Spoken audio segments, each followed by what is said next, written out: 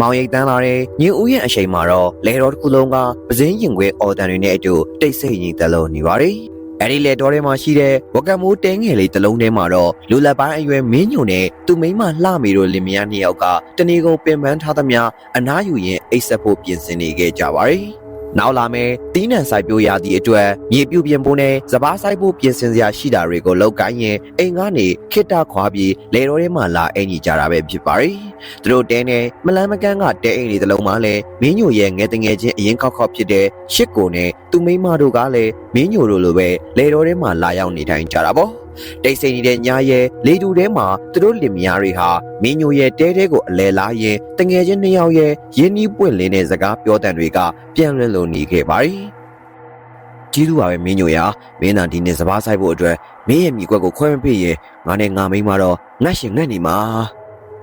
မလိုပါဘူးကွာကို့လူရှင်ချင်းပဲဟာမင်းဒုက္ခရောက်ရင်ငါကူညီမယ်ငါဒုက္ခရောက်ရင်မင်းကူညီမယ်ဒီလိုပဲတယောက်နဲ့တယောက်ဖေးမကြတာမှတငယ်ချင်းစစ်စစ်လို့ခေါ်တာပေါ့ကွာနောက်တနေ့မနက်မှာတော့ကြည်လင်နေရမယ့်ကောင်းကင်မြေကြီးတစ်ခုလုံးဟာမိုးသားတိမ်လိပ်တွေနဲ့အတူအုပ်ဆိုင်လို့လာပါတော့တယ်။မကြာခင်မှာပဲလေပြင်းတွေနဲ့အတူမိုးဆက်မိုးပေါက်တွေဟာမြေပြင်ပေါ်ကိုအရှိန်အဟုန်နဲ့ရွာကျလို့လာခဲ့တော့တာပေါ့။အစမပြတ်ရွာသွန်းနေတဲ့မိုးရေစက်တွေကြောင့်ရှိတဲတဲကမြင်ကွင်းတွေတောင်မတဲကွဲနိုင်တော့ပဲလေကွင်းတွေကိုဆင်ပြီးပုံမှန်အလုပ်လုပ်ဖို့ကဘလို့မှမဖြစ်နိုင်တော့ပါဘူး။ဒါကြောင့်လှုပ်လက်ဆအလုပ်တွေအားလုံးကိုလက်ဆတက်ပြီးမိုးခိုရင်းနဲ့ပဲခဏတာရနာခေလိုက်ကြရတာပါ။တငယ်ချင်းနှစ်ယောက်ဖြစ်တဲ့မင်းညိုနဲ့ရှစ်ကိုတို့ဟာမင်းညိုရဲ့ဟောင်းနွမ်းနေတဲ့လေတော်လေးတွေမှာပဲအတူတူခိုလုံနေခဲ့ကြတာပေါ့။မိုးအေးအေးမှာခန္ဓာကိုယ်လေးနှွေးထွေးသွားအောင်တဲလေကမီးဖို့ပေးနာမှာနှစ်ယောက်သားဝိုင်းဖွဲ့ထိုင်ပြီးစကားဆပြီးပြောဖြစ်ကြပါရီ။မင်းညိုအခုလိုရာသီဥတုမျိုးနဲ့ဆိုရင်ညနေကျရင်မိုးတိတ်တာနဲ့တောထဲသွားပြီးတောဝက်လိုက်ကြစို့ကွာမနက်ကဟိုဘက်လယ်နားမှာသူတို့ရှီယာတွေကိုငါတွေးခဲ့တယ်ကွာအေးရတယ်လေမိုးတိတ်တာနဲ့ငါတို့တောထဲသွားပြီးတောဝက်လိုက်ကြတာပေါ့ကွာအေးကွာဒါဆိုရင်တော့ငါခဏတော့သွားအိပ်ပြီးတော့အားမွေးထားလိုက်အောင်မေပြောစရာရှိတဲ့စကားတွေကိုပြောဆိုပြီးတာနဲ့ရှစ်ကိုဟာမင်းညိုရဲ့တဲလီတွေကနေအမြန်ပဲထွက်သွားပါတော့တယ်ရှစ်ကိုပြန်သွားလို့တယောက်တည်းကြံရစ်ခဲ့တဲ့အချိန်မှာတော့မင်းညိုဟာအမျက်တနိုးကန်ဆောင်နဲ့သူ့ရဲ့လက်လုံတနက်ကိုယူပြီးတန်ရှင်းရေးလုပ်ဖို့ပြင်ဆင်တော့တာပေါ့ဒါပေမဲ့တနက်ကိုကင်ကြည့်လိုက်တဲ့အခါစိုးစွတ်တဲ့မွေးရသည့်ကြောင့်တနက်တစ်ခုလုံးကစိုးထိုင်းထိုင်းဖြစ်နေတာကိုတွေ့လိုက်ရတာပါဒီတိုင်းဆိုရင်တော့တကယ်တမ်းပြတ်တဲ့အခါမှာရမ်းမီမကူပဲကြည်မထွက်မှာကိုမင်းညိုကစိုးရိမ်ပူပန်နေခဲ့မိတာပေါ့ဒါကြောင့်တနက်ကိုရှောက်တွေ့သွားအောင်ဆိုပြီးဘာကူမှသတိမထားမိပဲမိဖို့ပေးထားမှကပ်ပြီးတင်ထားခဲ့လိုက်ပါတော့တယ်မီးရှိန်နဲ့တနက်လျှောက်သွားဖို့ပဲစိတ်စောနေတာကြောင့်ဖြစ်လာနိုင်တဲ့အန်ဒီရဲ့ကိုလုံးဝသတိမမူမိပဲမီးတောက်တွေနဲ့နီးကပ်စွာထားလိုက်တာပါအဲ့ဒီချိန်မှာပဲရုတ်တရက်ဆိုသလိုမင်းညိုရဲ့တဲတဲကနေဘုံပေါက်ကွဲသလိုအတန်ကြီးကဟိမ့်ပြီးထွက်ပေါ်လို့လာခဲ့ပါတော့တယ်မိဘကအပူချိန်ကြောင့်တနက်ကအပူလွန်ခဲ့ပြီးပောက်ကွဲတာဖြစ်တယ်လို့အရှိန်ကလည်းမင်းညိုရဲ့မျက်နှာတက်တက်ကိုပြင်းထန်စွာထိမှန်သွားခဲ့တာပါအခုလိုပောက်ကွဲမှုတန်းကြောင့်မင်းညိုဟာနောက်ကိုပလက်လန်လဲကျလို့သွားပြီးနာကျင်စွာနဲ့အော်ဟစ်လိုက်မိပါတော့တယ်အကူညီရောက်ပါဦးဘာတွေဖြစ်ကုန်တာလဲလှမေမင်းမလေးငါ့ကိုလာကူညီပါဦးပောက်ကွဲတန်ကြီးနဲ့အတူမင်းညိုရဲ့အော်ဟစ်တန်ကြောင့်လှမေတယောက်အပြေးလွှားရောက်လာပါတော့တယ်မျက်စိရှိမှတင်မင်းညိုဟာမြေကြီးပေါ်မှာနာကျင်လွန်းလို့အသေးအတန်လူလိမ့်နေကြရရှာတာပေါ့မျက်နှာတစ်ခုလုံးနဲ့သွေးတွေကရှင်းရှင်းညီနေပြီးကြီးလို့တော့မကောင်းအောင်ဖြစ်နေကြတာပါခဏအကြာမှာတော့အနီးအနားမှာရှိနေကြတဲ့ရှစ်ကိုကလည်းအတန်ကြီးကြောင်စိုးရိမ်စိတ်တွေနဲ့အတူအခင်းဖြစ်တဲ့နေရာကိုအမြန်ဆုံးရောက်လာကြပါရီမင်းညိုမင်းဘာဖြစ်သွားသည်လဲအခုဘာတွေဖြစ်ကုန်တာလဲကွာငါ့ကိုလည်းပြောပြပါဦးငါတနက်ထင်နေကွာစိုးနေလို့မိကက်လုံထားတာအဲ့ဒါအပူလုံးပြီးပေါက်သွားတာငါမျက်နှာကိုထိကုန်ပြီးရှစ်ကိုရဲ့ငါအရန်နာနေပြီကွာရှစ်ကိုကဖြစ်ပြနေတဲ့အချိန်တွေကိုအမြန်ဆုံးဝင်ရောက်ကြည့်ရှုခဲ့လိုက်ပါရီအဲဒီနောက်မှာတော့အားလုံးကဝိုင်းဝန်းကူညီပြီးမင်းညိုကိုရွာတွေကဈေးကန်းစီအပြေးလွှားခေါ်သွားကကုသပေးခဲ့ကြတာပေါ့အဲ့ဒီဖြစ်ရဆိုကြီးပြီးသွားတဲ့အခါမှာလည်းလှမေတယောက်သူ့ယောက်ျားပြန်ကောင်းလာဖို့အတက်နိုင်ဆုံးကြိုးစားပြီးပြုစုပေးရှာပါရီ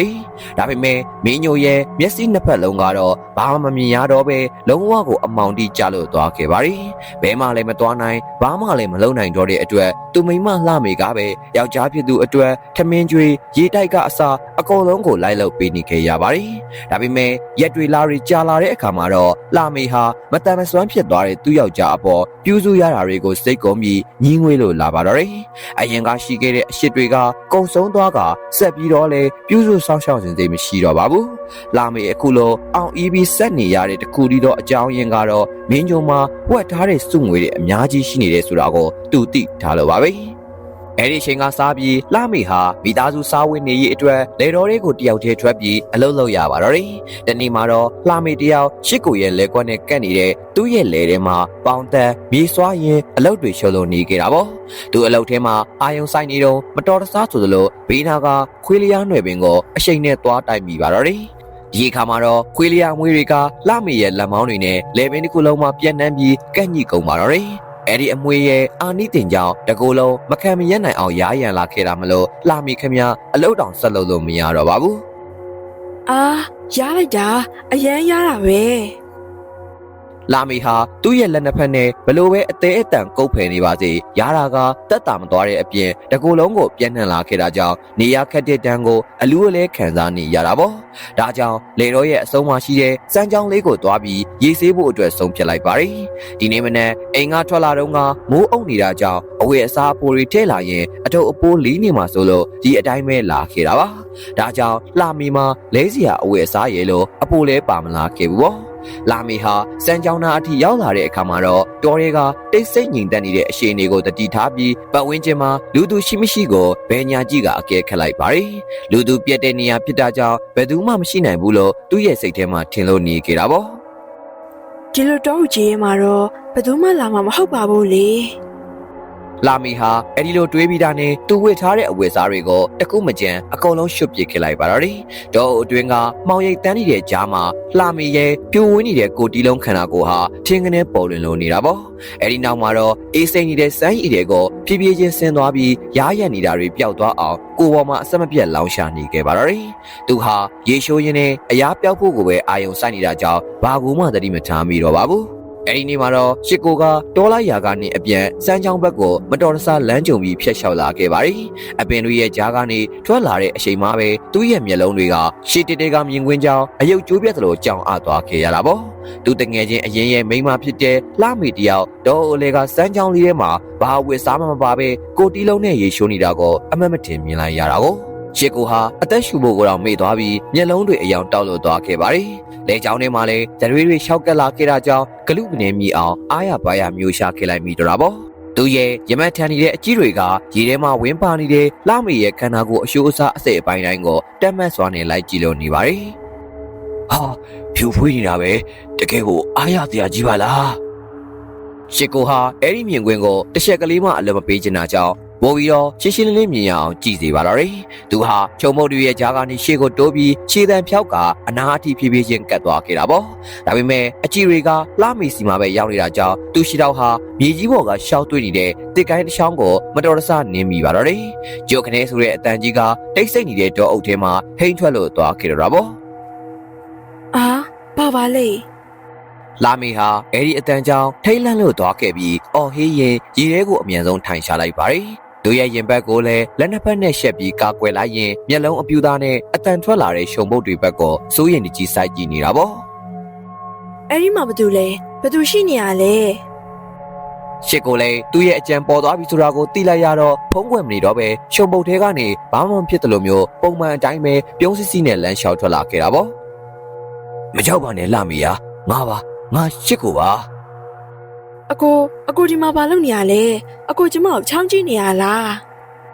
အဲ့ဒါကတော့မဟုတ်ပါဘူးငါချောင်းကြည့်တာမဟုတ်ပါဘူးငါတောလိုက်ပြီးတဲစီကိုပြန်မလို့လမ်းလျှောက်လာရင်းနဲ့မတော်တဆဒီဘက်ကိုရောက်လာတာပါအဲ့ဒါဆိုလဲငါအရင်သွားလိုက်အောင်မယ်အဲ့ဒီလိုပြောပြီးတာနဲ့ရှစ်ကိုလည်းလှမေရဲ့ခန္ဓာကိုယ်ကိုနှမျောတားသားစွာနဲ့တစ်ချက်ပြန်လှည့်ကြည့်ပြီးအဲ့ဒီနေရာကနေခတ်တွတ်လေးထွက်သွားပါတော့တယ်။လှမေမှာတော့ရှက်လွန်းလို့မျက်နှာတစ်ခုလုံးနီမြန်းပြီးမြေကြီးထဲကိုပဲတိုးဝင်စိတ်ပေါက်သွားရတာပေါ့။သူလည်းဘသူမှရှိမနေတော့တာတေချာတော့မှပဲခန္ဓာကိုယ်ကိုအမြန်ဆုံးရည်ဆေးပြီးရားရံနေတဲ့အဝတ်စားတွေကိုလျှော်ကတဲအိမ်စီကိုအပြေးလွှားပြန်လာခဲ့ပါတော့တယ်။တဲထဲကိုရောက်တော့လှမေဟာကိုလုံးနဲ့အဝတ်စားတွေရှောက်အောင်ဆိုပြီးမီးဘိုတွေမှာထင်းတွေထဲကမီးမွေးခဲ့လိုက်ပါတယ်။တဲထဲမှာတော့အပြင်ကမိုးမောင်ရိပ်တွေကြောင့်မီးတောက်ရဲ့လှုပ်ခတ်နေတဲ့အလင်းရောင်မိတ်ပြလေးတွေပဲရှိနေကြတာပါ။လာမီဟာလဲစရာဝယ်စားအပိုမရှိတာကြောင့်ထမိန်ပါးပါးလေးတစ်ထည်ပဲရင်ရှားပြီးဝတ်ထားရပါတယ်။ ဒီအခါသူ့ရဲ့ဖြူဖွေးနေတဲ့ပခုံးသားတွေကမီးအောင်မိန်အောင်မှဝင်းပါပြီးပေါ်လွင်လို့နေခဲ့တာပေါ့သူဟာစိုးနေတဲ့အဝတ်အစားတွေကိုတော့တဲနေရန်ကတန်းပေါ်မှာအตาအရာဖြန့်လန်းထားခဲ့လိုက်ပါရီအဲ့ဒီအချိန်မှာပဲတဲရဲ့အပြင်ဘက်ကနေရှစ်ကိုရဲ့အတန်းကိုကြားခဲ့လိုက်ရတာပါလာမေနေရှိလားဟဲ့ရှိရဲ့အကိုဘာကိစ္စရှိလို့လဲရှစ်ကိုဟာတဲအဝါကနေခေါင်းပြူပြီးကြီးရင်အထဲကိုဖြည်းဖြည်းချင်းလှမ်းဝင်လာခဲ့ပါရီသူ့လက်ထဲမှာတော့အသားတွေဆူဖြိုးပြီးလေးလံနေတဲ့တောကျက်တစ်ကောင်ကိုဆွဲလာခဲ့တာပါဒါပေမဲ့ရှစ်ကိုရဲ့မျက်လုံးတွေကတော့လက်ထဲကတောကျက်စီမှာအာရုံမရှိပဲမိဖို့ဘေးနားမှာဒူးထောက်ပြီးထိုင်နေရှာတဲ့လမေရဲ့စီကိုပဲရောက်နေခဲ့တာပါသူမရဲ့ရင်ရှားထမိန်အောက်ကဝင်းပနေတဲ့အသားအရည်နဲ့ခန္ဓာကိုယ်အလားအပတွေကိုအငဲမရကြည့်ရင်တရေယူလို့နေခဲ့တာပေါ့ငါတောချက်ကောင်ရလာလို့နင်းနဲ့မင်းညိုတို့ဟင်းချက်စားပြီးအားရှိအောင်လာပေးတာဒါနဲ့မင်းညိုကနင်းနဲ့အတူလိုက်မလာဘူးလားအော်သူအိမ်မှာကြံခဲ့တယ်အကိုကျမလည်းသူ့ကိုဒီထိခေါ်လာမှအဆင်မပြေတာနဲ့ဒီနေ့တယောက်တည်းပဲလဲဆင်းလာခဲ့တာရှစ်ကိုဟာလက်ထဲမှာစုပ်ကင်ထားတဲ့ကြက်ကိုမြေကြီးပေါ်ခက်ကြမ်းကြမ်းလေးပစ်ချလိုက်ပါတယ်ဘီယာနဲ့ဘာခွင့်ပြုချက်မှမတောင်းပဲလှမေရဲ့အနာကိုကိုလုံးချင်းထိလူနီးပါအတင်းတိုးကပ်ပြီးဝင်းထိုင်ခဲ့လိုက်တော့တာပေါ့မိဖို့ကတောက်လောင်နေတဲ့အလင်းရောင်အောက်မှာလှမေရဲ့ဝင်းဝါနေတဲ့ပခုံးသားလေးတွေကိုတစိမ့်စိမ့်ကြီးရင်ဒီလိုနီးနီးကက်ကက်အရှိနေမှာပဲလေးတန်းကိုနှိမ့်ပြီးစကားပြောခဲ့လိုက်ပါတယ်အိုးတနာစရာကောင်းလိုက်တာလှမေရဲ့မင်းညိုကလည်းနင်းလိုရှော့ရှော့လှလှမိမပြုတ်လေးကိုတော်တဲ့တောင်ထဲမှာတယောက်တည်းဘယ်လိုများလွတ်ထားရတာလဲသူ့မျက်စိကွယ်သွားကြတဲ့ကနင့်ကိုအရင်တော့ကောင်းကောင်းမပြုစုနိုင်တော့ဘူးထင်ပါရဲ့အင်းလေလူကမတန်ဆွမ်းတော့လေဒီလိုပဲပေါ့အကိုရဲ့သူကဘာများလုပ်နိုင်အောင်မလဲဒါနဲ့မေးပါအောင်မယ်သူမျက်စိကွယ်သွားကြတဲ့ကနင့်ကိုလင်မယားလုပ်ပြီးရောပုံမှန်လုပ်ပြနိုင်သေးရဲ့လားလာမေဟာဒီလိုရဲတင်းလုံးနဲ့အမေစကားကိုကြားလိုက်ရတဲ့အခါမှာတော့ရှက်စိမ့်နဲ့မျက်နှာတစ်ခုလုံးหนีရဲသွားပြီးရှစ်ကိုရဲ့မျက်လုံးတွေကိုအထူးအဆန်းဖြစ်တယ်လို့နဲ့စိုက်ကြည့်ရင်ပြန်ပြပါရီအကိုရှစ်ကိုဘာရီလာမင်းနေရလဲငါကသိချင်လို့ပါကွာမျက်စိကလည်းမမြင်ခန္ဓာကိုယ်ကလည်းအမြဲတမ်းနာမကျန်းဖြစ်ပြီးအားအင်ရှိနေတဲ့လူကလင်ယောက်ျားတစ်ယောက်ရဲ့တာဝန်ကိုဘယ်လိုလုပ်အစွမ်းကုန်ထမ်းဆောင်နိုင်ပါမလဲဟုတ်တယ်မလားဒီလိုရှောမောလှပတဲ့မိန်းကလေးတစ်ယောက်ကတော့သူ့လက်ထဲမှာအလဟတ်အဖို့မဲပြီးနွမ်းလေးရရှောက်တွေ့ရတော့မှာပဲတကယ်ကိုနှမျောစရာကောင်းလိုက်တာလှမိရဲ့ရှစ်ကိုဟာစကားပြောနေရင်နဲ့လှမေရဲ့ဖြူဝင်းဥနေတဲ့လက်မောင်းသားလေးကိုအตาရလှမ်းကင်လိုက်ပါရီအဲဒီနောက်ပခုံးသားလေးကနေလက်ပြင်အထိတမ်းမတ်စပွဲအตาရပုတ်သက်ဆင်းလို့သွားခဲ့တာပေါ့လှမေဟာရှစ်ကိုရဲ့အထီးတွေ့တွေကြောင့်တကူလုံးကြက်သိမ်းမွေးညင်းနေထားပြီးတုံတက်သွားခဲ့ပြီးမြဲရှောင်ထွက်တာဒါမှမဟုတ်လက်ကိုပုတ်ထုတ်တာမျိုးလုံးဝမလုပ်ပဲငိမ့်သက်လို့နေခဲ့တာပါနေရောမတောင်းတမိဘူးလားဒီလိုကိစ္စမျိုးနဲ့ဝေးကွာနေတာကြာပြီဆိုတော့နေရဲ့ခန္ဓာကိုယ်လည်းအရန်ကိုလူသားတောင်းတနေချာမှာပေါ့လာမီဟာနှက်ခမ်းကိုတင်းတင်းစိတ်ထားရင်ရှစ်ကိုရဲ့မျက်လုံးတွေကိုစူးစိုက်ပြီးမော့ကြည့်ခဲ့လိုက်ပါတယ်လာမီရဲ့မျက်ဝန်းအစုံဟာအရှိန်အတော်ကြာအောင်ဖိနှိပ်ထိန်းချုပ်ခံထားရတဲ့ရမန်စောတွေကြောင့်ရီဝေတောက်ပလို့နေခဲ့ပြီးအရေးကြီးတွေနဲ့ဆိုလို့နေခဲ့တော့တာပေါ့သူကစကားတခွန်းမှပြန်မပြောပေမဲ့နှက်ခမ်းတောင်စွန်းလေးကနေခက်ရောင်ရောင်ပြုံးပြလိုက်တာဟာရှစ်ကိုအတွက်တော့အလိုတူအလိုပါပဲဆိုတဲ့အဖြစ်တစ်ခုရသွားခဲ့ပါတယ်။လာမီစီကသဘောတူချက်အရှက်ပြမှုကိုရလိုက်တာနဲ့ရှစ်ကိုဟာမဆိုင်မတွားပဲလာမီရဲ့ခန္ဓာကိုယ်ပေါ်ကိုအရှိန်နဲ့လှမ်းအုပ်လိုက်ပါတော့တယ်။သူဟာလာမီကိုဝက်ခဲအိယာပေါ်ကိုအတင်းတမမဟုတ်ပဲအလိုက်တင်လေးအမြန်ခေါ်သွားပြီးတဲ့နောက်မှာတော့လူချင်းဝင်နဲ့မညီတဲ့ဖောက်ပြန်မှုကြီးဟာတဲအိုပြက်လေးထဲမှာဖြစ်ပွားသွားခဲ့ပါတော့တယ်။ညနေဆောင်လို့မိုးရှုပ်ခန့်ဒီအချိန်မှပဲလာမီတယောက်အိမ်ကိုပြန်ရောက်လာတဲ့အခါမှာတော့မင်းညိုဟာမိမထုံးမဲအမောင်ထဲမှာတယောက်တည်းထိုင်ဆောင်နေတာကိုတွေ့လိုက်ရပါတယ်။လာမီမင်းဘာလို့ဒီလောက်တော့နောက်ကျနေရတဲ့မိမရဲ့ငါဖြစ်မင်းကိုစိုးရိမ်လိုက်ရတာ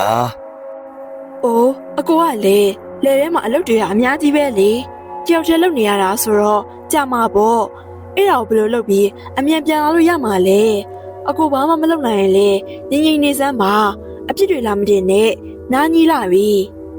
မင်းညိုဟာဇနီးဖြစ်သူစီကအေးဆက်ဆက်တုံ့ပြန်မှုကိုကြားလိုက်ရတဲ့အခါမှာတော့ရင်ထဲမှာစူးနဲ့ထိုးသလိုမျိုးခံစားလိုက်ရတာကြောင့်ဘာစကားတစ်ခုမှပြန်မပြောနိုင်ပဲငြိမ်သက်သွားခဲ့ရပါတော့တယ်။မျက်နှာတစ်ခုလုံးကလည်းထုံကျင်လိုသွားခဲ့ပြီးစစ်မှန်တဲ့စိုးရိမ်ပူပန်မှုတွေအတွက်ပြန်ရလိုက်တဲ့ရလက်ကတော့စိတ်အနှောက်အယှက်ဖြစ်စရာနားညီမှုဆိုတဲ့စကားလုံးပဲဖြစ်နေခဲ့ပါတယ်။အရင်ကသူတီးခဲ့တဲ့ညဉ့်ညံတိမ်မွေးပြီးကျင်နာတက်တဲ့ဇနီးတဲ့လှမေဟာအခုတော့တိတ်ဆုံးသွားခဲ့ပြီဆိုတာကိုစိတ်ထဲကနေခံစားနေခဲ့မိပါတယ်။သူရှိမှရှိနေတာကတော့အရင်ကလှမေမဟုတ်တော့ပဲအေးဆက်ပြီးရိုက်ဆိုင်ကြမ်းတဲ့ဒဇိမ့်မိမတယောက်အသွင်ဖြစ် ပြောင်းလဲလို့သွားခဲ့ပါပြီအရှိန်တွေတရွေ့ရွေ့နဲ့ကုံဆုံးသွားတာနဲ့အမျှလှမိန်နဲ့ရှစ်ကိုတို့ရဲ့တိတ်တဆိတ်ဖောက်ပြန်မှုတွေဟာရဲတင်လာသလိုပိုပြီးတော့လဲစိုးဝါလာခဲ့ပါတယ်လူသူမရှိတဲ့လေတော်ထဲမှာခိုးပြီးချစ်တင်းနှောကြသလိုပတ်ဝန်းကျင်တိတ်ဆိတ်တဲ့ညင်းတဲ့တကောင်ရဲ့အရှိန်တွေမှာလဲခိုးကြောင်ခိုးဝဲနဲ့တိတ်တဆိတ်ရှိန်တွေခဲ့ကြတာပါဒီလိုနဲ့တနေ့တော့နေမထွက်ခင်ညူရီဆိုင်နေတဲ့အချိန်မှာမင်းညိုရဲ့အတော်ဖြစ်သူဟာရှင်းနှောင်းကိုကြောမှလွဲပြီးလေထဲကိုအလုံးလုံးဖို့အတွက်ထွက်လာခဲ့ပါတယ်။သူဟာလမ်းဘေးကတစ်ပင်ကြီးရဲ့အတန်းလိုက်နဲ့မှောင်ရိပ်တန်းနေတဲ့နေရာကိုဖျက်လျှောက်လာတော့မှပဲရုတ်တရက်ဆိုသလိုလူရှည်တန်းကိုကြားလိုက်ရတာကြောင့်ရှေလန်းတွေတုံကနေရက်တက်လို့သွားခဲ့တာပေါ့။ပြီးတာနဲ့သူဟာရှုံဘုတ်အကွယ်ကိုတေချာကဲခတ်ကြည့်လိုက်တဲ့အခါမှာတော့ပါလွာတဲ့မြူနင်းတွေရဲ့ကြားတွေကနေယောက်ျားတစ်ယောက်နဲ့မိန်းမတစ်ယောက်ဘေးချင်းရှင်ပြီးလက်လျှောက်လာတာကိုမြင်လိုက်ရတာပေါ့အဲ့ဒါကတော့တခြားသူမဟုတ်ပဲမင်းညိုရဲ့တငယ်ချင်းရှစ်ကိုနဲ့ဇနီးတဲ့လှမေတို့ပါပဲသူတို့နှစ်ယောက်စလုံးဟာပတ်ဝန်းကျင်ကိုတယောက်ယောက်များမြင်သွားမလားဆိုတဲ့စိုးရိမ်စိတ်နဲ့ဟိုကြည့်ဒီကြည့်လုံနေခဲ့ကြတာပါဒါအပြင်သူတို့ဝတ်ထားတဲ့အဝတ်အစားတွေကလည်းမတိမ်မသက်ပဲဖျို့ဖျဲနဲ့တွန့်ကြည့်နေခဲ့တာပေါ့ဟဲမင်းညိုမိန်းမနဲ့ချစ်ကိုပါလားမနဲ့အစောကြီးရှိသေးရကိုမင်းတို့နှစ်ယောက်ဘယ်ကနေအတူတူပြန်လာကြတာလဲအဲ့ဒါကဟင်းချက်ဖို့ဟင်းသီးဟင်းတွေလာခူးတာပါတော့အပြင်မှာအကိုချစ်ကိုနဲ့မတော်တဆလမ်းမှာတွေ့လို့အတူတူပြန်လာတာပါအော်အေးအဲ့ဒီလိုလားအေးလေဒါဆိုရင်လည်းငါလဲတဲ့သွားလိုက်အောင်မေ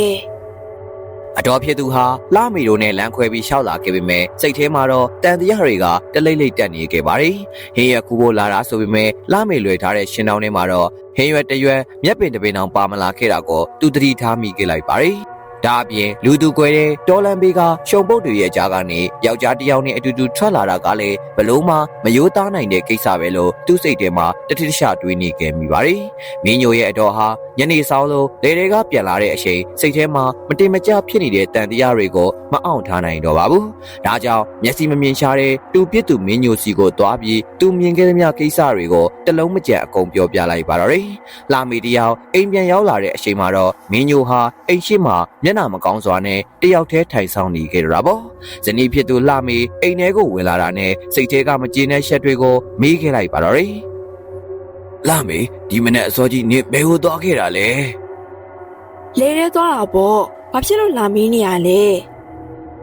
ငါအတော်ကပြောတယ်ဒီနေ့မနေ့အစောကြီးမှာနေနဲ့ရှစ်ကိုတို့နှစ်ယောက်သားဒေါ်လန်ဘေးကနေအတူတူထွက်လာတာကိုမြင်လိုက်တယ်တဲ့နေရဲ့ပုံစံကလည်းဖယိုဖျဲဖြစ်နေပြီးတော့ရှင်တောင်းထဲမှာလည်းဟင်းရွက်တရွက်မှမပါဘူးဆိုဒီတို့နှစ်ယောက်ဘာသွားလို့ကြတာလဲဟုတ်တော့အကိုမိမစကားချက်သူများစကားကိုပို့ယုံနေရလားအကိုအတော်ကအသက်ကြီးလို့မျက်စိမုံပြီးရှောက်မြင်နေရနေမှာပေါ့ကျမကဟင်းရွက်သားရှာတာပဲဒါပေမဲ့ဒီမနေ့ဟင်းရွက်အညွတ်လှလှလေးတွေတခုမှမရှိရနဲ့လက်ပလာနဲ့ပြန်ထွက်လာခဲ့တာအဲ့ဒီအချိန်မှာပဲအကိုရှိကိုနဲ့မတော်တဆလမ်းမှာတွေ့လို့အတူတူလမ်းလျှောက်လာတာပဲရှိတာအဲ့ဒါကိုလိုရာတက်ပို့ပြောနေကြတာဒါပေမဲ့ငါတော့ကနေဝယ်စားတွေကတွန့်ကြည့်ပြီးဖယိုဖျဲဖြစ်နေတယ်လို့ပြောတယ်လေ။အိုးတော်ရဲကြောင်နဲ့လမ်းလျှောက်နေရပဲအကိုရဲ့တက်ကိုင်းတွေနဲ့ညီတာဖုန်တွေပေးရတော့ရှိမှာပေါ့အဝတ်အစားကိုအိမ်မှာအိတ်တဲ့အိယာဝင်ဝတ်ဆောင်လိုမျိုးတန်းနေအောင်ဘယ်လိုလုပ်ဝတ်ချလို့ရမှာလဲအကိုကျမကိုအရန်အချင်သေးလုံးရမကြဘူးလားကျမကတော့တနေ့ကိုခွန်ဆိုင်အားဆိုင်တဲ့အလုပ်တွေလုပ်မတန်ဆွမ်းဖြစ်နေတဲ့အကိုကိုရှာဖွေကျွေးမွေးနေရတာပင်မနေလို့တခေါမှမကြီးခဲ့ဘူးထားတော့အကိုကကျမမှလင်ငယ်ရှိနေတယ်လို့မျိုးလာပြီးဆွဆွဲနေရလားငါကဆွဆွဲနေတာမဟုတ်ပါဘူးငါကတိကျင်လို့မေးအောင်တက်တက်ပါဟာဒီလိုမျိုးလာမေးတာကဆွဆွဲရနဲ့အတူတူပဲပေါ့အကိုရဲ့အကိုကတကယ်ကိုစိတ်ထားသေးသိမ်လို့နဲ့မျက်စိကွယ်နေရတယ်မကဘူးနှလုံးသားပါကွယ်နေရလားကျမဒီလိုအရှိန်တွေကိုဆက်ပြီးပြီးမခံနိုင်တော့ဘူးအကိုပြောတာတွေကကျမရဲ့ဂုဏ်သိက္ခာကိုထိခိုက်လို့အကိုရဲ့မိဘတွေအကုန်တိုင်ပြောမယ်လာမေဟာသူကိုယ်တိုင်အပြစ်ရှိရာကိုဖုံးကွယ်ဖို့အတွက်အယောင်ဆောင်ပြီးငိုယိုကအိမ်အပြင်ကိုပြေးထွက်လို့သွားခဲ့ပါတော့တယ်။မင်းညိုမှာတော့ဇနီးဖြစ်သူရဲ့ဒေါသတကြီးတုံ့ပြန်မှုနဲ့ငိုယိုတန်တွေကြောင့်တကယ်ပဲငါဘက်ကမှားသွားပြီလားငါမိန်းမကိုငါကားပဲမယုံတလို့ဖြစ်သွားပြီလားဆိုတဲ့စိတ်နဲ့မျက်နှာတစ်ခုလုံးဖြူရောပြီးအားငယ်တွန်းလှုပ်စွာနဲ့ကြံ့ရစ်ခဲ့ရပါတော့တယ်။နောက်တနေ့မနက်မှာတော့လှမေရဲ့မိဘတွေဟာဒေါသတကြီးနဲ့မင်းညိုတို့အိမ်ကိုရောက်ရှိလို့လာခဲ့ကြပါတယ်။သူတို့ဟာမင်းညိုရဲ့ဆွေမျိုးတွေကိုပါခေါ်ကာ လူစုံတက်စုံနဲ့မင်းညိုကိုဝိုင်းပြီးအပြစ်တင်ကြတော့တာပေါ့မင်းညိုဟာသူ့ဇနီးအပေါ်ဂုဏ်သိက္ခာမရှိအောင်လုပ်တယ်လို့အထောက်အထားမရှိပဲလင်းငယ်ရှိတဲ့အောင်ဆွဆွဲပြောဆိုပြီးပြဿနာရှာကြပါတယ်နောက်ဆုံးမှာတော့မျက်စိမမြင်တဲ့မင်းညိုဟာအမှုအခင်းတွေအေးအေးဆေးဆေးပြီးသွားနိုင်ဖို့နဲ့မိန်းမဖြစ်သူစိတ်ကြည်နပ်ဖို့အတွက်ကြိုးစားရတော့တာပေါ့သူဟာလာမီရဲ့မိဘတွေကိုစုဆောင်းထားတဲ့ငွေကြေးအမြောက်အများနဲ့ကြော်တောင်းပန်ပြီးရော်ကြီးပေးကအဆုံးသတ်လိုက်ရပါတော့တယ်။တညမှာတော့တိတ်ဆိတ်ငြိမ်သက်နေတဲ့ပတ်ဝန်းကျင်ကြီးထဲမှာမင်းညိုဟာအိမ်ရှိကမိဖို့လေးပေးမှတယောက်တည်းထိုင်ပြီးမီးလုံနေခဲ့ပါတယ်။အဲဒီချိန်မှာပဲရှစ်ကိုဟာမင်းညိုမမြင်နိုင်တဲ့လောင်ပြုံးတစ်ခုကိုမျက်နှာမှာရှိတ်ဆွဲပြီးအိမ်ထဲကိုရှေ့တန်းဖွားဖွားနဲ့ဝင်လာခဲ့ပါတယ်။ဟေးတကယ်ချင်းမင်းညိုဘလို့လဲမင်းနေကောင်းရဲ့လားကွာငါမင်းကိုသတင်းလာမေးတာ။အော်ရှစ်ကိုကြီးပါလားငါနေကောင်းပါတဲ့တကယ်ချင်းရဲ့ငါလိုမျက်စိမမြင်တဲ့လူတယောက်ကိုအမတ်တရားနဲ့သတင်းလာမိတာတကယ်ပဲကျေးဇူးတင်ပါတယ်ထိုင်ပါဦးတကယ်ချင်းရသူတို့နှစ်ယောက်ဟာတဦးနဲ့တဦးရင်ဖွင့်ပြီးမိသားစုအရေးတွေကိုအရှိန်တော်ကြအောင်စကားပြောဖြစ်ကြပါတယ်မင်းညိုခမရတော့အခုလိုလာရောက်အားပေးတဲ့တကယ်ချင်းဖြစ်သူရှစ်ကိုကသူအပေါ်တကယ်စေတနာရှိတယ်လို့အဟုတ်မှတ်ပြီးဝမ်းသာလုံးနေကြတာပေါ့တကယ်ချင်းဖြစ်သူရဲ့စကားတွေကြားမှာမင်းညိုတယောက်စိတ်သက်သာရနေခဲ့မိပါတယ်ညနေလာတဲ့အခါမှာတော့ရှစ်ကိုဟာထိုင်နေရာကနေထားပြီးအိမ်ပြန်ဖို့ဟန်ပြင်ပါတော့တယ်။ညလည်းတော်တော်နဲ့နေပြီဆိုတော့ငါပြန်လိုက်အောင်မယ်။နောက်မှအားရင်ထက်လာခဲ့မယ်လေ။တကယ်တမ်းတော့ရှစ်ကိုပြောလိုက်တဲ့စကားတွေဟာမျက်စိမမြင်တဲ့မင်းညိုကိုယုံကြည်အောင်အတွက်လိန်ညာလှည့်ပြားလိုက်တာပါပဲ။ရှစ်ကိုဟာအဲ့ဒီလိုပြောပြီးတာနဲ့အိမ်ပြင်ကိုတကယ်ထွက်သွားတာမဟုတ်ပဲအမောင်ရိပ်ထဲမှာရှိနေတဲ့လာမီနဲ့မျက်လုံးချင်းစုံခဲ့လိုက်ပါသေးတယ်။အဲ့ဒီလိုကြည့်တဲ့အခါမှာလည်းရိုးရိုးသားသားမဟုတ်ပဲရမက်ဇောတွေပြနေတဲ့အကြည့်တွေနဲ့အတိတ်ပဲပါကြည့်ခဲ့လိုက်တော့တာပေါ့။မင်းညိုမသိအောင်နှစ်ယောက်သားဟာအကြည့်ချင်းဖလဲပြီးတဦးကိုတဦးပြုံးပြရင်အရှက်ပေးခဲ့လိုက်ကြတာပါ။အဲဒီနောက်မှာတော့အပြင်မှာထိုင်နေတဲ့မင်းညိုမရိပ်မိစေဖို့ခြေတန်းကိုအစွမ်းကုန်ဖျောက်ပြီး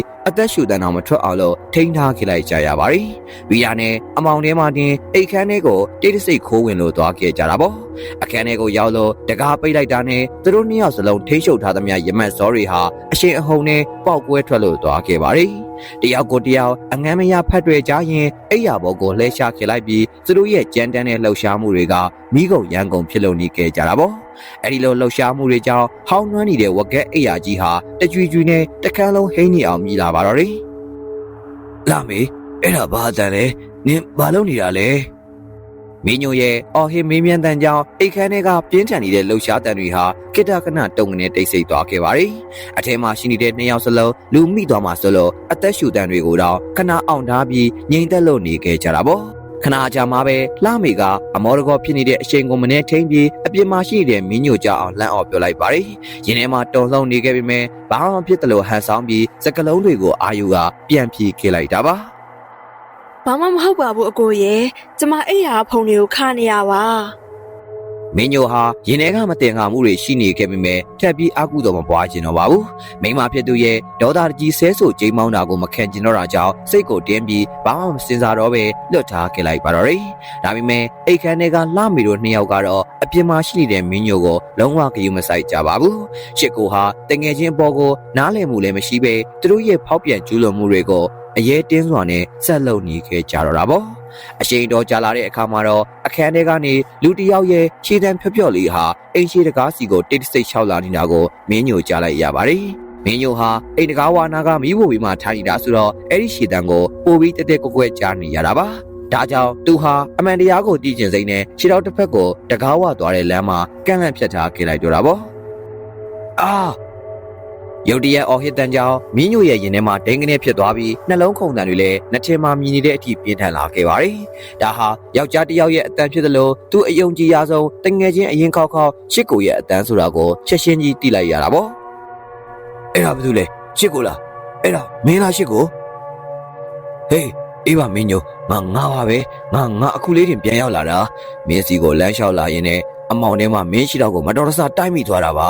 ငါကလည်းတကယ်ကိုမျက်စိမပါသလိုစံတော်ဝါနဲ့ပါကွ မင်းညိုဟာဘာမှပြန်မပြောတော့ပဲတိတ်ဆိတ်စွာနဲ့ငြိမ်သက်နေခဲ့လိုက်ပါရီသူဟာမျက်စိသားမမြင်ရတာပါအမားအမှန်ကိုမသိတဲ့လူအတယောက်တော့မဟုတ်ရပါဘူးဇွန်နာကအတန်ဟာအိမ်ရှိကနေဝင်လာတာမဟုတ်ပဲသူမိမရှိတဲ့အိတ်ခမ်းတဲကိုထွက်လာတာကိုအသေးချာကြီးတီးခဲ့လိုက်ရတာပါအမှန်တရားအလုံးကိုသူနာကျင်စွာနဲ့တီးသွားခဲ့ရပါပြီဒါပေမဲ့သူကလူကောင်းပကတိမဟုတ်ရပဲမျက်စိမမြင်တဲ့ဒုက္ခိတတယောက်ဖြစ်နေခဲ့တာမဟုတ်လားဗျာအခုလိုမျက်စိမြင်တဲ့လူတယောက်ရဲ့ခွန်အားကိုလည်းမရှင်းနိုင်တာကြောင့်ရင်ထဲကခံပြင်းမှုတွေကိုမျိုးသိပ်ထားရပါတယ်ဘာမှမတတ်နိုင်တဲ့ဘဝဆိုတော့အရာအလုံးသိနေတာကိုတော့ဘာမှမသိသလိုမျိုးပဲဆက်ပြီးဟန်ဆောင်နေခဲ့လိုက်ရတာပေါ့သူရဲ့ရင်ထဲမှာတော့မိစားနဲ့ထိုးသလိုခံစားနေခဲ့ရပေမဲ့အပြင်ပန်းမှာတော့တိတ်ဆိတ်စွာနဲ့ကြိတ်မိတ်ပြီးတီးခံနေခဲ့ရပါတယ်အော်အဲ့ဒီလိုလားငါကလည်း sorry ပဲကွာမင်းရှိတန်ကိုငါမကြားလိုက်လို့ဘယ်ကခွေးတွေကြောင်နေမြအိမ်မော်တက်လာတာလဲလို့ဒီလိုနဲ့ရှစ်ကိုဟာမင်းညိုရဲ့စကားကိုနားထောင်ပြီးဘာမှဖြစ်တယ်လို့မျိုးမျက်နှာပြောင်တိုက်ကအိမ်ထဲကနေထွက်သွားပါတော့တယ်သူရဲ့ယုံမှမှုတွေအတွက်နည်းနည်းလေးမှနောင်တရပုံမပေါ်ပါဘူးမင်းညိုခမရတော့ကိုယ်တိုင်လည်းအမုန်းတရားကိုမျက်ဝါးထင်ထင်မမြင်နိုင်တယ်လို့သူတစ်ပါးကိုလည်းထုတ်ဖော်မပြောနိုင်တော့တဲ့အရှိန်နဲ့ရောက်နေခဲ့ရတာပေါ့ဒီထဲမှာမခံစားနိုင်လောက်အောင်ပြင်းထန်တဲ့နာကျင်မှုတွေကိုပဲပိုက်ပြီးအမောင်ထဲမှာတယောက်တည်းကြံ့ရင်ခဲ့ရပါတယ်မျက်စိကလည်းအမောင်ကျနေတယ်လို့သူ့ရဲ့ဘဝကလည်းအားကိုးရမယ်ပြီးထွက်ပေါက်မရှိတဲ့အမောင်လူတွေကိုရောက်သွားတယ်လို့ပါပဲဘယ်သူကမှအားကိုးလို့မရတော့တဲ့ဘဝကိုတွေးပြီးမင်းညိုတယောက်တိတ်ဆိတ်စွာနဲ့ကြိတ်ခံလို့နေခဲ့ရတော့တာပေါ့နောက်တနေ့မှာတော့လာမေဟာလေထဲမှာတနေ့ကုန်အလုံးလုံးပြီးမိုးရှုံစာပြူလို့ပတ်ဝန်းကျင်တစ်ခုလုံးမှောင်ရိပ်တန်းလာတဲ့အချိန်မှပဲအိမ်ကိုပြန်ရောက်လာခဲ့တာပါအိမ်ထဲကိုဝင်လိုက်တာနဲ့မြင်လိုက်ရတဲ့မြင်ကွင်းကြောင့်သူဟာထိတ်လန့်တုန်လှုပ်ပြီးအားအင်တွေကုန်ခန်းကပြိုလဲမတက်ဖြစ်သွားခဲ့ရပါတယ်အကြောင်းရင်းကတော့ယောက်ျားဖြစ်သူမင်းညိုဟာလေပင်မှာကျိုးခွင်းဆွလျက်သားနဲ့အသက်မဲ့နေတဲ့ရုပ်အလောင်းပြည့်ရှိနေကြလို့ပါပဲအိမ်အလဲမှာတွဲလောင်းကြီးဖြစ်နေတဲ့မင်းညိုရဲ့အလောင်းကိုကြည့်ပြီးလှမေတယောက်တုန်လှုပ်ရှောက်ရှာလို့သွားခဲ့ရတာပေါ့မင်းညိုဟာဇနီးတဲ့နဲ့တငယ်ချင်းအရင်တို့ရဲ့ရက်ဆက်တဲ့တစ္ဆာဖောက်မှုကိုမခံစားနိုင်တော့ပါဘူးဒီဘဝရဲ့နာကျင်စရာကောင်းတဲ့အမှန်တရားတွေကိုထာဝရဆုံးခွာသွားဖို့ကိုအဆုံးစီရင်တဲ့နီလန်ကိုပဲရွေးချယ်သွားခဲ့ကြရတာပါမျက်စိမမြင်ရတဲ့အမောင်တူကြားမှာစိတ်တန်ရာတွေနဲ့လူလိမ့်နေရမယ့်အစားတေခြင်းတရားနဲ့အဆုံးတက်လိုက်တာပဲဖြစ်ပါတယ်အိမ်အလဲမှာငြိမ်သက်နေတဲ့မင်းညိုရဲ့ရုပ်အလောင်းဟာသူခံစားခဲ့ရတဲ့နာကျင်မှုတွေကိုတက်တည်ပြနေတယ်လို့ပါပဲလာမီဟာအဲ့ဒီမြင်ကွင်းကိုကြည့်ပြီးကြောက်လန့်တုန်လှုပ်သွားတယ်လို့ဝမ်းနည်းတယ်လို့လည်းဖြစ်သွားခဲ့ရတာပေါ့ဒါပေမဲ့သူ့ရဲ့ဝမ်းနည်းမှုကလင်းယောက်ျားတည်ဆုံးသွားလို့မဟုတ်ပါဘူးလောဘစောတက်နေတဲ့လာမီအတွက်ကတော့မင်းညိုပင်ပန်းစုဆောင်းထားတဲ့ငွေတွေကိုပဲအာယုံရောက်လို့နေခဲ့ရတာပေါ့မင်းညိုကအဲ့ဒီငွေတွေကိုဘယ်နေရာမှာဝတ်ထားတယ်ဆိုတာကိုမပြောသွားပဲတည်ဆုံးသွားခဲ့တာကြောင့်သူ့ဝမ်းနည်းလို့နေခဲ့တာပါအခုတီးလဲလာမီဟာအိမ်အနှံ့ကိုအသေးအတန်ရှာဖွေနေခဲ့ပေမဲ့အဲ့ဒီငွေတွေကိုဘယ်မှရှာမတွေ့ခဲ့သေးပါဘူးယောက်ျားဖြစ်သူရဲ့အလောင်းကအိမ်အလဲမှာရှိနေပေမဲ့လာမီကတော့အလောင်းကိုဂယုမဆိုင်နိုင်ပဲပတ်စံထုတ်ကိုသာမျက်စိကျလို့နေခဲ့တာပါသူရရှိနိုင်မဲ့စီးစိမ်ဥစ္စာတွေဆုံးရှုံးသွားမှဆိုတဲ့စိတ်နဲ့တင်လှမေတယောက်ပူလောင်နေရပါတယ်။မင်းညိုရဲ့အာတူဘာအခမ်းအနားပြီးသွားတဲ့အခါသူတို့နှစ်ဦးကြားမှာအနောက်အရှက်ပေးမဲ့သူမရှိတော့တာကြောင့်ချစ်ကိုဟာအရင်ကားချက်ပို့ပြီးရဲတင်းလို့လာခဲ့ပါတော့တယ်။သူဟာညစဉ်ညတိုင်းလှမေရှိရာအိမ်ကိုပိုင်အိမ်လိုသဘောထားပြီးလာရောက်စိုးမိုးလို့နေခဲ့တော့တာပေါ့။တချိန်ကသူ့ရဲ့တငယ်ချင်းဖြစ်သူမင်းညိုအိတ်ဆက်ခဲ့တဲ့အိယာထက်မှာပဲတငယ်ချင်းရဲ့ဇနီးကိုငမ်းမရဖက်တွဲရင်ဘာကိုကျင်တရားဘာအရှက်အကြောင်းမှမရှိပဲပျော်ပါလို့နေခဲ့ကြပါတယ်။ကွယ်လွန်သွားသူအပေါ်ထားရှိရမယ့်အာဏာမှုမျိုးလည်းမရှိကြသလိုလူသူမရှိတဲ့အမောင်သူရဲ့အောက်မှာသူတို့ရဲ့ဖောက်ပြန်ကျူးလွန်မှုတွေကိုအဆုံးထိအတင့်ရဲစွာလှုပ်ဆောင်နေကြရတာပါ။တနေ့တော့မနက်အစောကြီးကြက်မတွန်ခင်အချိန်လေးအတွင်းချစ်ကိုဟာအိယာပေါ်မှာတစုံတစ်ခုကိုစိုးရိမ်ထိတ်လန့်နေသလိုဟိုဘက်ဒီဘက်လူလိမ့်ရင်ကနာမငြိမ်ဖြစ်နေခဲ့ပါတယ်။စိတ်ထဲမှာလည်းမရေရတဲ့ရှောက်ရှားမှုတွေကြီးစိုးနေတာကြောင့်အိပ်ပျော်လိုက်တစ်ချက်ပြန်နိုးလာလိုက်နဲ့ကြောင်ရှောက်ရှားဖြစ်လို့နေခဲ့တာပေါ့အဲ့ဒီအချိန်မှာပဲသူဟာမျက်လုံးကိုဖြတ်ခနဲပွင့်ပြီးအပေါ်ကထုတ်တန်းစီကိုမတော်တဆလှမ်းကြည့်ခဲ့လိုက်မိပါတယ်ဒီအခါမြင်လိုက်ရတဲ့မြင်ကွင်းကြောင့်ချစ်ကိုတယောက်သွေးပြက်လို့သွားခဲ့ပြီးအသက်ရှူရမတက်တုံလှုပ်လို့သွားခဲ့ရတာပေါ့အကြောင်းရင်းကတော့မင်းညိုရဲ့ရုပ်အလောင်းကြီးဟာသူတို့အိတ်နေတဲ့အိယာအပေါ်တက်ကထုတ်တန်းမှာတွဲလောင်းကြီးဖြစ်နေတယ်လို့မျက်လုံးပြူသားနဲ့သူ့ကိုစိုင်းငုံကြည့်နေခဲ့လို့ပါပဲအဲ့ဒီအချိန်မှာပဲပုတ်ပွားပြီးအရေးတွေယိုစီးကြနေတဲ့မင်းညိုရဲ့အလောင်းကြီးဟာထုတ်တန်းပေါ်ကနေရှစ်ကိုရဲ့ခန္ဓာကိုယ်ပေါ်ကိုအချိန်နဲ့ပြုတ်ကျလို့လာခဲ့တော့တာပေါ့ ပုံနေတဲ့အသားပုံနှံ့တွေနဲ့အော်နှလုံးနာစီရအညီနှံတွေကနှာခေါင်းထဲကိုတိုးဝင်လာတာကြောင့်ရှစ်ကိုဟာအန်ဂျင်စိတ်ကိုအတော်လေးအောင်ထားရပါတယ်။အဲ့ဒီအလောင်းကထွက်လာတဲ့အရေးတွေဟာသူ့ကိုယ်လုံးပေါ်မှာပေကျန်းသွားခဲ့တာကြောင့်မခံမရနိုင်အောင်ယွန်းရှာနေခဲ့မိတာပေါ့။ဒါကြောင့်သူဟာကြောက်လက်တကြားနဲ့ရောင်ရမ်းပြီးတအိမ်လုံးဆူညံသွားအောင်အတကုံအော်ဟစ်ခဲ့လိုက်ပါတော့တယ်။ထွက်သွားစမ်းငါ့ကိုပေါ်ကနေအခုချက်ချင်းထွက်သွားစမ်းရှစ်ကိုဟာသူ့ရဲ့ကိုယ်လုံးပေါ်ကိုပြုတ်ကျလာတဲ့ယွန်းရှာပွဲရာအလောင်းကြီးကိုတွန်းဖဲရင်အသေးအံအော်ဟစ်နေခဲ့ပါတယ်။သူဟာအသက်ရှူရခက်ပြီးပြိုးအံခြင်းစိတ်ကြောင့်လက်နှစ်ဖက်နဲ့အလောင်းကြီးကိုအတင်းပုတ်ထုတ်နေကြတော့တာပေါ့။အဲဒီနောက်မှာတော့သူဟာအတကုံအော်ဟစ်ရင်တွန်းတွန်းရင်ရင်နဲ့လန်နိုးလာပြီးမှဒါဟာတကယ်အစ်စ်အမှန်မဟုတ်ပဲရှောက်ရှားစရာအိမ်မက်ဆိုးတစ်ခုပြမှန်တီးလိုက်ရပါတယ်။သူ့ရဲ့တကူလုံးမှာလည်းရွှေစီတွေဆိုရွှဲလို့နေခဲ့ပြီးနှလုံးခုန်တန်တွေကလည်းရင်ဘတ်ထဲကနေပေါက်ထွက်တော့မလို့ပြင်းထန်လို့နေကြတော့တာပေါ့။ဒါပေမဲ့အိမ်မက်ထဲကကြောက်စိတ်ဟာသူ့နှလုံးသားကိုလက်သေးနဲ့ကုပ်ရှစ်ထားသလိုခံစားနေခဲ့ရတာကြောင့်ဒီအမောင်ခန်းထဲမှာတယောက်တည်းဆက်ပြီးမအိပ်ရတော့ပါဘူး။ရှစ်ကိုဟာအိယာကနေအမြန်ထားပြီးအဝတ်အစားတွေကိုကမန်းကရန်ပြင်ဝက်ကလာမေရှိရာမိဖို့ကြောင့်ဘက်ကိုထွက်လာခဲ့ပါတော့တယ်။မိဖို့ကြောင့်ထဲမှာတော့လာမေဟာမိဖို့ကထွက်နေတဲ့အလင်းရောင်မှိတ်မှိတ်အောက်မှာတယောက်တည်းထိုင်ပြီးထမင်းနဲ့မဲ့အရှင်ကိုစိတ်လီနေတဲ့ပုံစံနဲ့စိုက်ကြည့်နေခဲ့ပါတယ်။သူရဲ့စိတ်ထဲမှာတစုံတစ်ခုကိုတွေးတောရင်းငေးမောနေတော့မှပဲအနောက်ဘက်အမောင်တူတွေကနေရှောက်လာတဲ့ရှေ့တန်းကြီးကိုအတိုင်းသားကြားခဲ့လိုက်ရတော့တာပေါ့။လာမေဟာတကူလုံးရှက်သိမ်းမွေးညင်းနေထသွားပြီးရှက်ရှင်းမဲအနောက်ဘက်ကိုလှည့်ကြည့်လိုက်ပါတော့တယ်။ဒီအချိန်မြင်လိုက်ရတဲ့မြင်ကွင်းကလာမေကိုအကြီးအကျယ်ထိတ်လန့်တုန်လှုပ်သွားစေခဲ့တာပေါ့။သူစီကိုတရွေ့ရွေ့နဲ့ရှောက်လာနေတာကရှစ်ကိုမဟုတ်ရပဲလဲပင်မှာကျိုးကွင်းကြီးတန်လန်းနဲ့တကူလုံးပုတ်ပွားပြီးမဲမောင်နေတဲ့သူ့ယောက်ျားမင်းညိုရဲ့ရုပ်အလောင်းကြီးဖြစ်နေခဲ့တာပါ။တည်ဆုံးသွားပြီးဖြစ်တဲ့မင်းညိုဟာအသက်မရှိတဲ့မျက်လုံးအစုံနဲ့လာမေကိုစိုက်ကြည့်ရင်အနားကိုတိုးကပ်လာခဲ့တာကြောင့်လာမေတယောက်အတကုံအော်ဟစ်ခဲ့လိုက်ပါတော့တယ်။အာ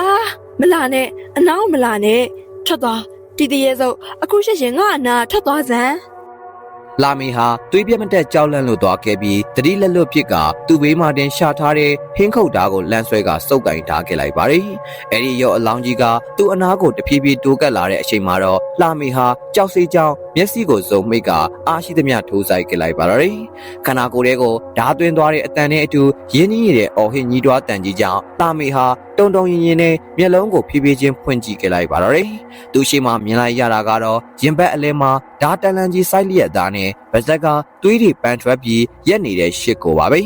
ရှစ်ကိုရဲ့မျက်လုံးတွေဟာအံ့ဩမှုနဲ့အတူပြူးထွက်နေပြီးလှမေရဲ့ရှေ့မှာတင်မဲ့ဝုန်းကနေလဲကျသွားကနေရာမှာတင်အသက်ထွက်လို့သွားခဲ့ပါတော့တယ